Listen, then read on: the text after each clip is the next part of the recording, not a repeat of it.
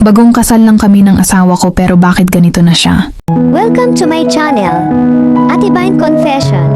Kung gusto mo rin mag-share ng kwento mo, mag-send ka na ng letter mo dito.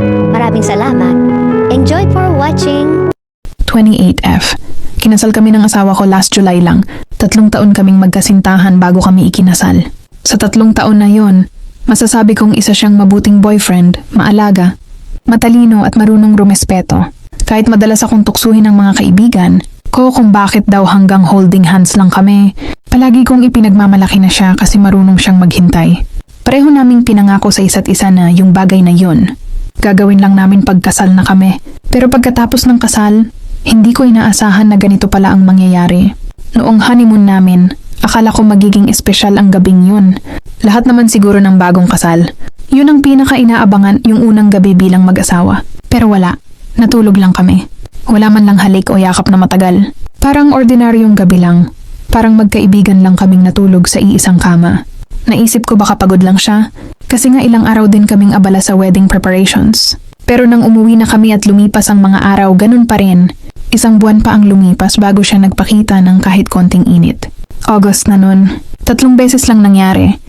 Pagkatapos noon, parang wala na ulit. Ako pa madalas ang gumagawa ng paraan. Mga simpleng yakap, halik, lambing, pero palagi siyang umiiwas. Minsan, tatalikod lang siya at sasabihin, "Matulog na tayo ha, pagod ako sa trabaho." Walang ibang gagawin. Sa una, naiintindihan ko pa. Pero nang paulit-ulit na, nagsimula na akong magtanong sa sarili ko, normal pa ba to? Isang gabi hindi ko na napigilan. Tinanong ko siya ng diretso, "May iba ka ba?" Tahimik lang siya sandali bago sumagot. Wala akong iba." Pero may kasunod siyang sinabi na tumatak sa isip ko. Sabi niya, "Minsan nga nagsisisi ako. Dapat siguro nun pa lang, hindi ko pinigilan sarili ko. Kasi ngayon parang nasanay na akong pigilan kahit gusto ko. Hindi ko alam kung paano ko tatanggapin yon. Sa isip-isip ko, ako itong asawa mo ngayon. Ako itong dapat mong gustuhin. Ako itong hinihintay mo noon. Pero bakit ngayon parang wala na?" Minsan tuloy tinititigan ko siya habang tulog. Ang tahimik niya, pero parang ang layo-layo na ng mundo niya sa akin. Hindi ko na maramdaman yung dating kilig. Hindi ko na rin maramdaman yung connection na meron kami noon. Kapag lumalabas kami, siya ang madalas tahimik. Ako ang nagkukwento, ako rin ang nag-i-initiate ng lahat. Hanggang sa dumating yung point na parang ako na lang ang may gustong ayusin ng lahat. May mga gabi na umiiyak na lang ako ng tahimik. Iniisip ko kung ako ba ang may problema. Hindi ko alam kung hindi lang talaga siya komportable o kung may pinagdadaanan siya.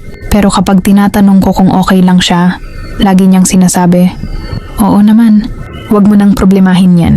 Pero paano ako hindi mag-aalala kung halos araw-araw kong nararamdaman na unti-unti na siyang lumalayo? Gusto naming magkaanak. Pero paano kung siya mismo ang hindi gumagawa ng paraan? Ilang beses ko na siyang sinubukang kausapin, pero lagi lang siyang tahimik. Minsan sinasabi ko sa kanya, baka kailangan nating magpatingin sa doktor. Baka may medical reason. Pero tinitingnan lang niya ako, tapos sasabihin, "Hindi ko alam." Baka na nga. Walang aksyon, walang pagbabago. Hanggang sa isang araw, napansin ko na parang may tinatago siya. Mas madalas siyang late umuwi. At kapag tinatanong ko kung saan siya galing, sagot lang niya, sa opisina, nag-overtime.